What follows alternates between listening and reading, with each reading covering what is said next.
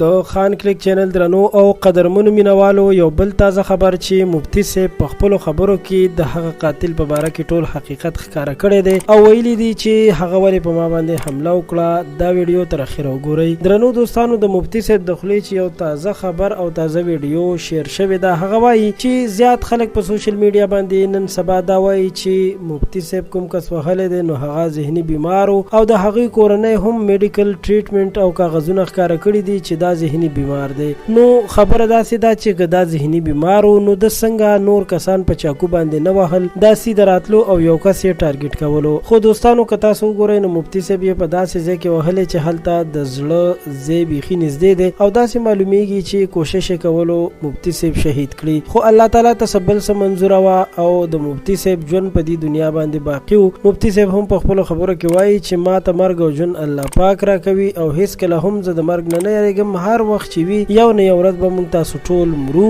خو هغه دا خبره کوي چې د نورو علماو د تحفظ لپاره آواز اوچتول غواړم او دا هم وایي چې ما سره د ملک د مختلفو حصو نه خلک په رابطه کې دي او راته وایي چې کله ته آرډر راکړې حکم وکړې نو موږ به په مختلفو چوکونو کې احتجاجونه هم وکړو او دغه مجرم په خلاف باندې به خپل اواز پورته کړو. خو هغه وایي چې زه د حکومتي ادارو نه غوښتنه کوم چې ما سره کلک ودرېږي او دې مجرم ته سخته سزا ورکړي او د دې نه دغه خبرې وباسي چې د سره څوک په دې کار کې ملګري او چا ورسره دا کار کول غوښتل چې مفتی صاحب د مخې نه اخوا کړي. قدرمنو دوستانو بالکل په دې کې شک نشته چې دا خبره د څه نه خالي نه ده. ضرور به دې کس د مفتی صاحب په سر باندې څه پیسې اخیستې وي او یا به بل څه وجه وي نو ځکه خو داسې د راغلی دی او په مفتی صاحب باندې ګزاره کولو. د خان کلیک چینل دا ویډیو تر همدې ځایه وه. زموږ چینل در سره سبسکرایب کړئ. تر بیا د لوی الله په امان.